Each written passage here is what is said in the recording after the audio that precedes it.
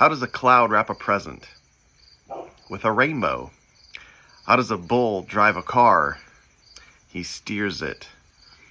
And of course, one of my most favorites is, what do you call a fake noodle? An impasta. Do you like little jokes like that? Have you ever noticed a lot of times when I'm preaching, I open with a joke? I like to be fun and loose like that. But let's get serious for a second now. I want to tell you about something really important. That important thing is that when I say let's get serious and talk about something really important, all of a sudden the mood changes. Your facial expression goes from, oh, those are funny jokes, to, oh, okay, what do we need to talk about? This must be important.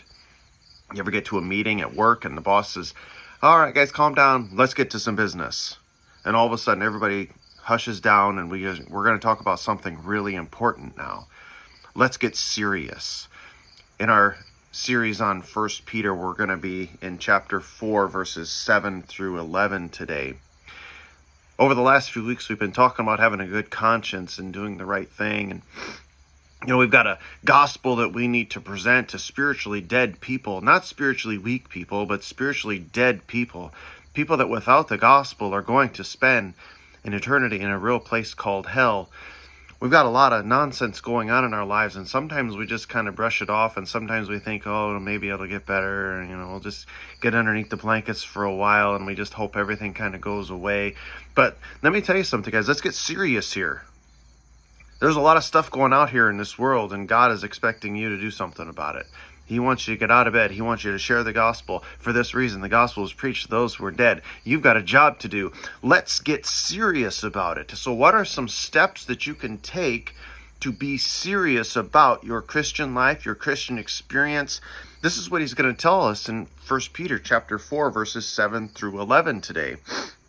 And it's going to go a little something like this.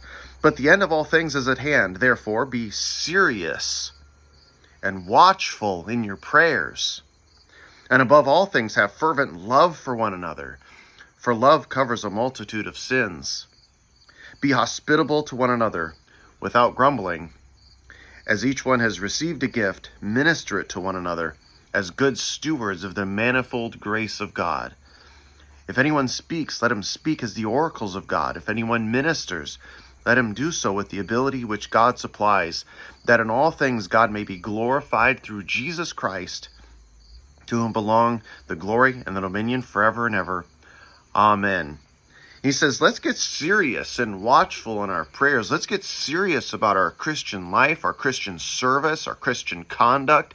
We've got a lot of people that we got to reach out there, and you're going to have a tough time if you don't take it seriously. Okay? And so this is what he's going to say. Above all things, have fervent love for one another. Not just a passing love, not a passive love, but a fervent love. A love that can be felt and understood by anybody that walks past. People ought to know that you love them and you have their best at your heart, and you're going to do everything you can to help them. Love covers a multitude of sins, because there's going to be a lot of people that mess up and make you mad, that you're not going to want to love, that you don't think you're going to need to love, that you're not excited to love. But love covers a multitude of sins. Be hospitable to one another. Be able to welcome somebody into your home, into your circle, into your life. Be willing to have break time with somebody else so that you may be able to impart grace into their life and speak life into them. And do so without grumbling. Like, well, I'll have them over, but we're going to eat what I want to eat. Well, we'll have them over, but I'm not going to get the house cleaned up.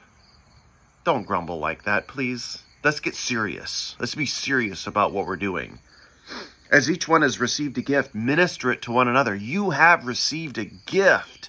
Now use it as a good steward of what God has given to you. And you should speak as if it's God himself speaking through you. You are an ambassador for Christ's sake to share the gospel, the peace of God with people. You have a responsibility to do these things.